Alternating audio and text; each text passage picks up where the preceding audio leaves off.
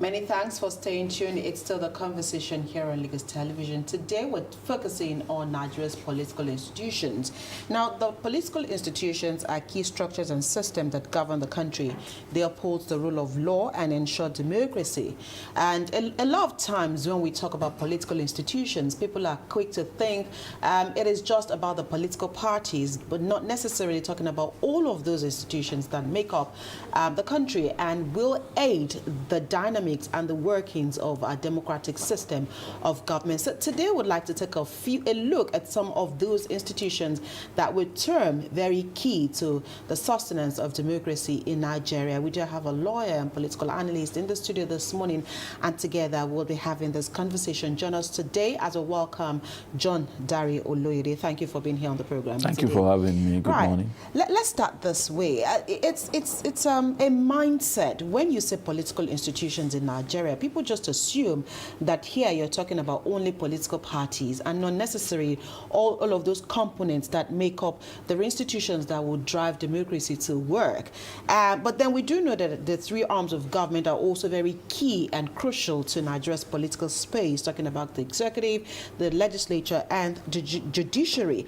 At the moment, if you take a look at the workings of these three arms of government and supposedly their checks and balances, how crucial would you say that these three arms have contributed to the current situation we are in Nigeria? Oh, well, thank you. There's no doubt that the executive, legislative, and the judicial arms of government, they are the most vital components of government.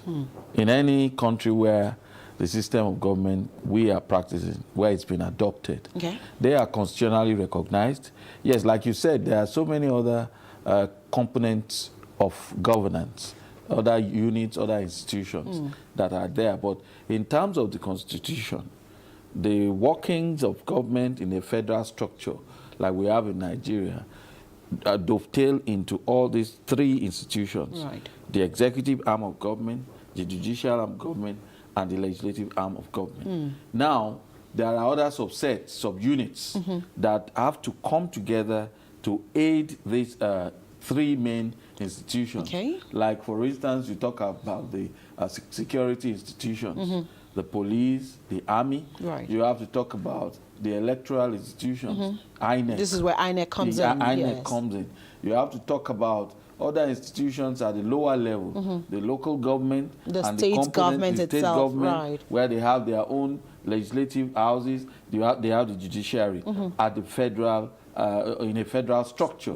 So these institutions, they all work together to bring about the dividends of democracy, like we say in Nigeria. Two other institutions that I'd like for us to focus on, that they're also very key to our own system of government here, will be the civil service. Because oftentimes a lot of people think that the civil service do not have the relevance to governance here. And then the political parties themselves, because the political parties, most often than not, are the ones who produce those that will occupy the executive arm and the legislative arm of government. So let's look at the political parties themselves. As it is in Nigeria at the moment, I doubt if there's any political party that is not in crisis. As we speak, there's one thing or the other that they're dealing with, either, you know, at a lower level or at the national level. How critical, or what are the critical roles that these political parties also play in the stability of governance? Ordinarily, there can be no system of government working, I mean, in a political situation where the political parties are not working. They are the substructure, I mean, upon which the whole system is based. Now, if you don't have internal party democracy, you cannot begin to talk about democracy in the bigger structure, in the Nigerian structure. And that is the problem we're having today, because strictly speaking, you don't really have political parties. What do we have? What we have is a situation where, I mean, okay, let's take for instance, you have a one-party state at the moment, where the party in power is the party that controls virtually everybody else. You just immediately see that when one party wins in a state or at the federal level, all members of other political parties gradually they start crossing over into the party that is ruling. And that is a big problem. Then the ruling party has so much power, it controls so much that, I mean, they can easily influence the goings-on in other political parties. So you start with, you said there is no political party in Nigeria that is not struggling. Right. And that is true. You have a situation where there is a legislature that makes pronouncements in terms of lawmaking, and then the federal, the executive arm of government, you will hear people in that arm of government talking as if the legislature is not, I mean, is not peopled by members of the political party operating the executive arm of government. Right. Now, the judiciary is supposed to be the only independent arm of government because they are not elected members of the judiciary, apart from those in the civil service who work in the judicial service. Now, you have a situation where the influence of the executive over the judiciary is very, very huge. I mean, in terms of appointment, a lot of the major appointments in the judiciary, they have to be done with the sanction of the president. Okay. If the president does not, I mean, you see the CJN that was recently appointed. Justice Kekere. She was appointed as in acting capacity by Mr. President, and then they went back to the House of Assembly for ratification, and then the president then swore her in. So you have a situation where all these diverse institutions, particularly the political party, and the main problem that Nigeria has now is that you don't have any political party that has a structure that you can call democratic. Okay. And yet we are practicing democracy. So if the political parties are sick, naturally, those are the aim of affairs at the federal and state levels. They will exhibit some forms of sickness. Of illness as well. So, I mean, since we are on issues surrounding political parties, I mean, the PDP at the moment is also having loads of issues. But, I mean, yesterday, before yesterday, there were issues concerning the acting chair and the fact that, you know, he would be asked to vacate. But only yesterday, it looks like, you know, compromises have been made and now support for. But then you raised a valid point. If there is no internal democracy within those parties, then it's going to be difficult to inculcate the principle of democracy at the larger level. So what is missing in those political parties? We know that interest, personal interest, will always come to play. But at what point do we jettison political interest and put the interest of the country paramount? There's a lot of political immaturity in the polity. You cannot, I mean, we cannot prescribe maturity by law. If we are practicing democracy, membership of political parties is supposed to be peopled by those who actually have principles. Okay. I mean, you cannot have political parties that they don't have manifestos. In most other countries, you know where you have Labour Party, this is what Labour stands for. Where you have a Democratic Party in the US, you know what they stand for. Where you have the Republicans in the US, you know what they stand. Conservatives in UK, you can easily identify with them. Right. There are families who would say, oh, this is fourth, fifth generation American, and we've been Republicans, yes. And that nothing is going to change that. Until recently, when you have a few people crossing over and saying no, across party lines, that no, I can't vote for this man, I can't vote for that woman, for very, very cogent and compelling reasons. In Nigeria, you don't have that, because you cannot tell me exactly what the manifesto of APC or PDP is in Nigeria. Okay. They don't have it. So when they come for campaigns, when the election season is here, they all come to tell you the same thing. Oh, there will be plenty of rice. There will be plenty of gari. There will be transportation. Their education will be free. This and that and that. They are not talking to the core problems that we have in Nigeria. Sorry to cut you short. Are Nigerians really ready to hear, or are we complacent with those things that we hear time and time again? After every 4 years when the campaign starts, we're coming to hear the same set of things that were sold to us years ago. Are we really at that level? Because again, the people do matter. The people are also part of the institution we're talking about. Are we there yet where we will also start asking for more rather than the norms that, the politicians have continued to sell to Nigerians? Well, we're nowhere near there. The truth of the matter is our politics is basically about stomach infrastructure. It's about what can I eat today, tomorrow. I mean, some weeks back, we were having this conversation on a forum, and somebody came off the forum to tell me that, Governor, why are you saying all this? With all the problems in Nigeria, you are saying, no, there's no problem, this and that. So I told her, I said, Elijah, you know where I stand. You know where I used to be. Now, I was so vocal about it, that this is not right, that is not right. And then you have people shouting us down, we that they call whalers. But that I've come to realize that you can keep on talking and telling Nigerians that this is not right, this is not right. Are Nigerians themselves ready to accept all those divisions that you are recommending that, when you stand here, you must be known to stand here? That, look, when they say being power today, I don't see hungry people, because from Friday to Saturday to Sunday, parties. The parties are ongoing. I mean, I'm talking of huge parties. You actually enter into some parties, you sit down, and you see the setup. And then you begin to wonder, are we really suffering? Are we really hungry? Because there are wastages. You see drinks that you've not seen all your lifetime, and people are just dumping them on the table. So you see, instead of principled politicking, what we have is you have people identifying with religion, identifying with tribes.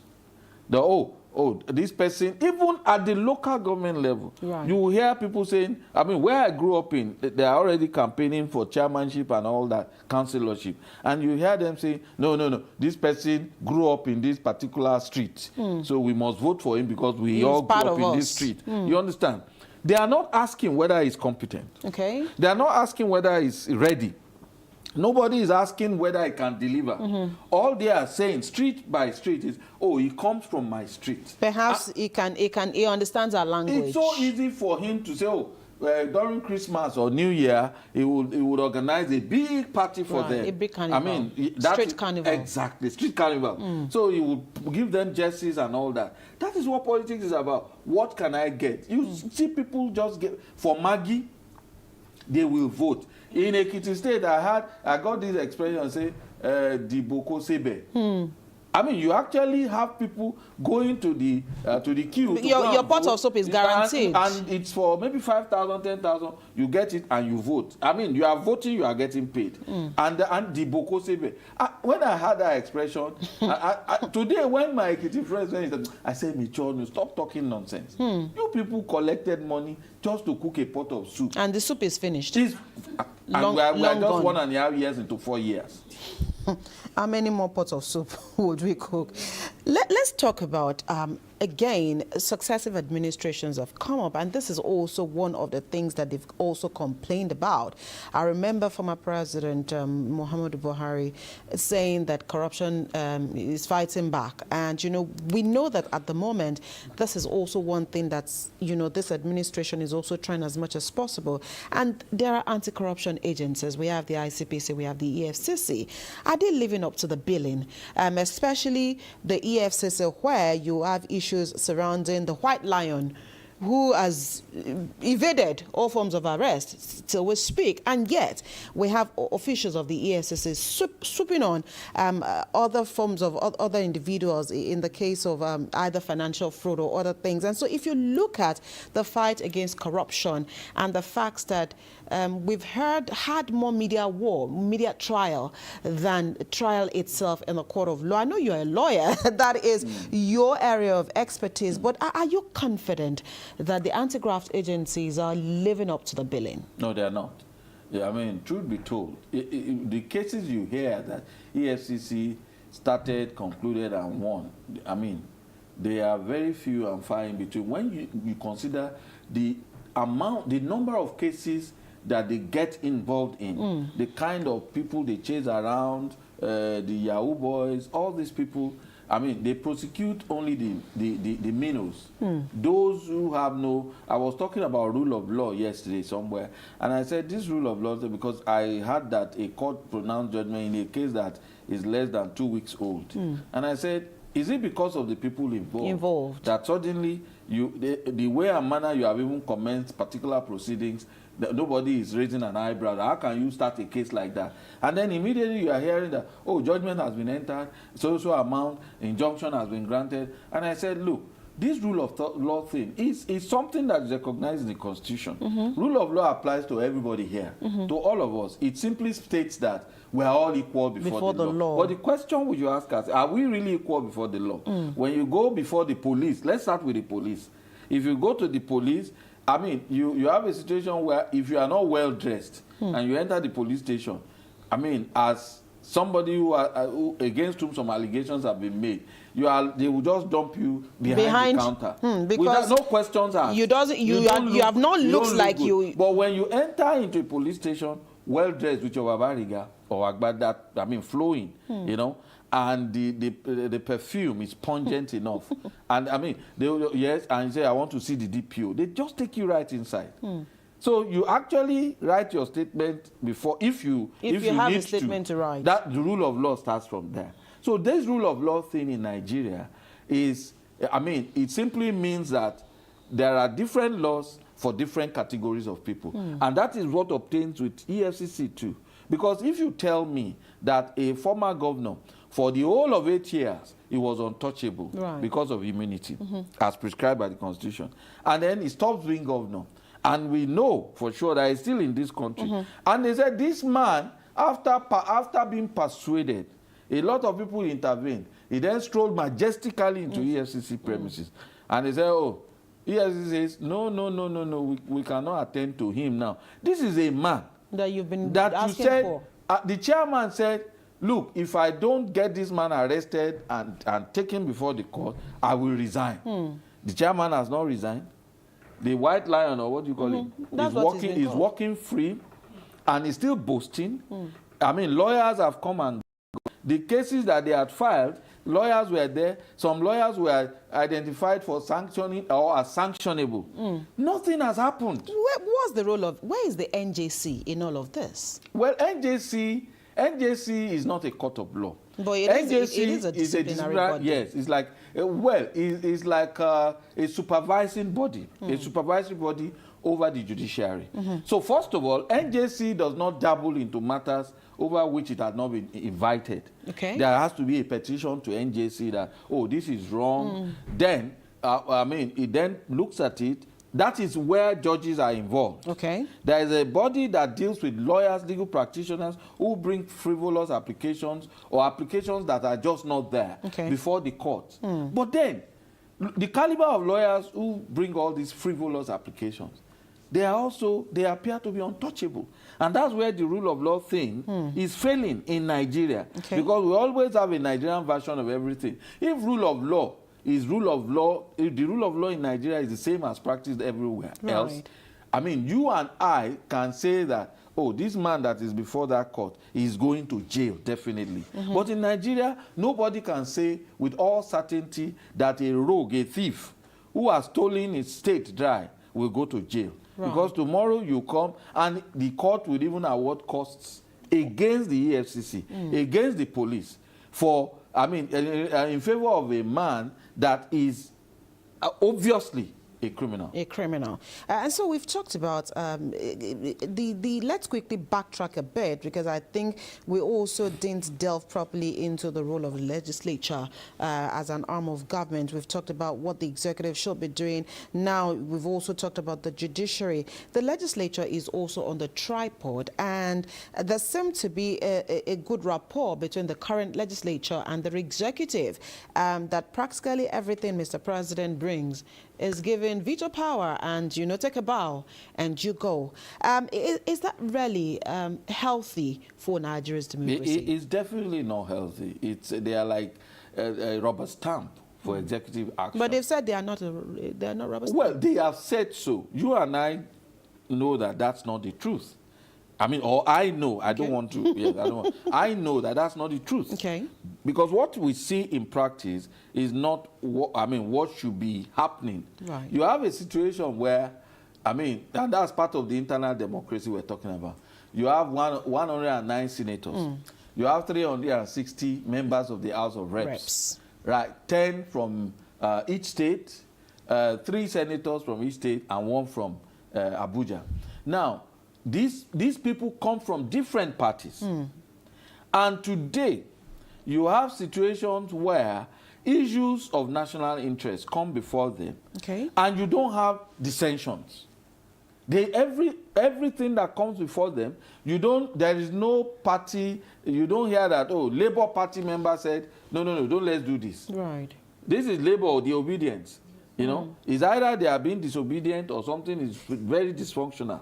You don't hear them complaining about the allocation of resources. You don't of money budgeting, for instance. You don't hear them complaining about whether the budget has been well spent. Have they joined the fray? Is it a matter of if you cannot beat them, you join them? That's why I said, when parties do not have manifestos, you can't even confront them and tell them that, but this is not what your party said they will do. Because they all came to the table with virtually the same thing. We are going to remove fuel subsidy. When we remove fuel subsidy, we will give palliatives. There was nothing different from all the 3 major parties. So that's why today, when some people are complaining about the people in power, the other people will say, but your man said the same thing too. Right. On my way here, somebody sent this video to me about Obi Ezekwesili, where she was talking about total removal of fuel subsidy. And they were saying, of course, see what she said. Is she changing now? Well, looking at it, maybe as a lawyer, I could actually justify certain things she said then and now. Because my judgment is not clouded by political affiliation. No sentiment. No sentiment. But then, the important thing here is that you cannot pick and choose between these 3 political parties. So when you look at the legislature today, nobody rejected the SUVs. They all collected. They needed it to move. You understand? They needed it to move. Somebody actually suggested that when they got SUVs that were bulletproof, they thought, oh, our legislators are actually going to Zambisa Forest to go and face all these Boko Haram people so that bullets will not hit them. That's what we thought they wanted to use the vehicles for. But you have a situation where the legislature is just an imprimatur, a rubber stamp. They are ready, able, and willing to sanction anything that the executive brings to them. Right. And that is not in the interest of the generality of the Nigerian people. Can we do away with, or the traditional institutions are also very key here. And some Obas are even asking that the constitution be tinkered so that they also can be part of the constitution and more respect according to them, because again, to them, they are also they are closer to the people and they should have a say when it comes to issues around governance. But others are saying, what are you doing even with the little power that you do have at the moment? The traditional institutions for you, what is their current state or their current functions in a democracy like ours? Unfortunately, the powers of the traditional institutions have been totally eroded. They have no function in the Constitution, to the best of my knowledge. They have none. Previously, before independence and all that, you have House of Chiefs and all that. They contributed, they had a role to play. The Ooni of Ife in those days was a very big man in politics and all that. Now, today, they don't have any constitutional role. And unfortunately, you know that the traditional rulers in every state, they rise or fall according to the whims and caprices of the governor. And has that also been politicized? That is the problem. And you have today a situation where you have an Oba for every street in most of the Western states. No, but maybe they are ballers. No, it used to be ballers here and there. But there is a lot of upgrading. There is. A lot of upgrading. But then even with the upgrading, you still have the first-class Obas. That is the point. But Oba is Oba. So, a lot of ballers have been upgraded to Obaship. And that creates a problem. So it's about, a lot of them are more into fashion parade than actually impacting the lives of the people at the grassroots. Now, having said that, I am one of that. I'm part of an initiative that believes that, you see, litigation, for instance, I'm a lawyer, so I've seen litigation in practice, and I know that it is not really meeting the expectations of the people. Okay. Like you talk about the formal sector of the economy. You also have the formal sector of social life. A lot of people, majority of Nigerians, I can say with all sense of responsibility that only about 5 to 6, 7% of Nigerians actually have access to the regular courts. They are the ones who are exposed enough to go to a lawyer and then pay a lawyer. And pay a lawyer. They are the ones who can afford and who have the exposure, or who are in the within a vicinity where, oh yes, they know that that lawyers are not masquerades, okay, and judges are human beings. But those are the grassroots who relate basically with the traditional rulers, the baales and all that.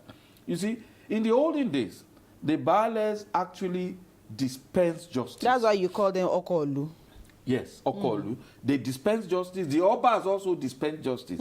They get involved in land matters. Matrimonial causes, paternity, and all those things that we now bog the regular courts with. Okay. And the regular courts are just tired. They're overwhelmed. They are overwhelmed. They don't have the wherewithal to dispense justice to everybody needing justice. So, like I say, I am part of an initiative that believes that there's what we call customary arbitration, customary mediation. Okay. You see, conciliation. Now, that is traditional. It is part of our custom for people to go to the baales, the obas, the leaders in the community to mediate issues. Okay. To call people and say, and do you know what? Once people accept you as their baale, as their okolu and all that, and they come to you, whatever decision is handed down, they take it. There is no appeal. Now we have appellate courts. You see, you start from the magistrate court, you have a case of landlord and tenant. Landlord and tenant, room and parlor. And it starts from the magistrate court. From the magistrate court, it gets to the high court. From the high court, it gets to court of appeal and Supreme Court. In between, these cases can take 15, 20 years. Before they are resolved. Small me, I have done a land matter for 25 years. Wow. I keep saying it. Has it been resolved? It's been resolved after 25 years. Wow. Going through the courts. But and it didn't go to court of appeal. That's at the high court. Wow. Now, so litigation is not really meeting the justice of the matter. And we need to begin to look at our traditional institutions. Since we are talking about institutions, right, we need to begin to look at them. We need to begin to like most of the customs, our own customs. Traditional customs, the norms, what we used to know, what our forefathers knew, what regulated their living and lives.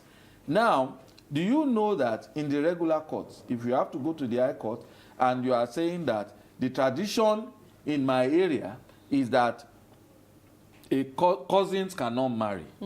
Now, you have to strictly prove that before the regular court, because the regular court is not supposed to know customary law. It only knows received English law. So when you get there, you are a Yoruba man in Lagos State, and you get to the court, you have to call experts in customary law to come and prove your tradition. That this tradition, except the ones that are notorious. Like for instance, that a woman, somebody born of a woman from a ruling house can actually become an Oba. Those are now very notorious. They have now been accepted by the courts. Okay. But there are some traditions that every time you go there to the regular court, you have to call somebody who the court must recognize as an expert, maybe a chief or an Oba, to come and say, yes, the Aworis have this tradition. And the tradition is that when you have a child, the only DNA that is recognizable is you must throw the child inside the river. And if the child does not float, that means it's a bastard. If he floats, it's a true-born. That's the kind of thing you have to prove before the regular court. But if these matters were taken before the Obas, the traditional and the institutions, the matters will be resolved. And then they don't need to flog the court. And you see, there are standards to be set. If those standards are set and met, then the issue of appointment of Obas, because you don't want to begin to appoint people who are not even versed in the tradition. Not just vast. I mean, so there are so many traditional rulers now. They didn't pass through the traditional rites. And I guess this is another topic for another day. As we wrap up this conversation today, how can, again, both the led and leaders work towards strengthening some of these institutions so that Nigeria's democracy can get to that level which we truly desire? I think we have gotten to a point where, I mean, no doubt there is problem in the polity. Okay. Nigeria is not at peace. If there's any kind of peace, we have peace of the graveyard, as I always say.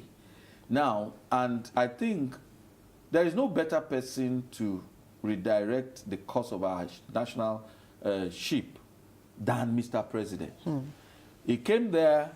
I remember the First Lady saying, look, my husband is not poor. We are not here to chop Nigeria's money and all that. I think there has to be a point in time where you get to a point of self-actualization, where Mr. President will tell himself, what legacy am I giving Nigeria? To Nigeria. I want Nigerians to remember me that I did just this, and it changed the course, the direction of the ship of state for the better. Okay. All right, we'll have to leave this here. Thank you so much, Dare John Oloyede, for finding time to be here with us on the program today. We appreciate you. This is another call to Mr. President today. This is the time for you to write your name in history and find a right path for the nation called Nigeria. What would you be remembered for? At the moment, I'm not sure. The light at the tunnel is really shining that brightly. We'll leave it here. Thank you so much for watching this conversation today. We'll take a quick break. When we return, the Lagos ladies will take you through their conversation.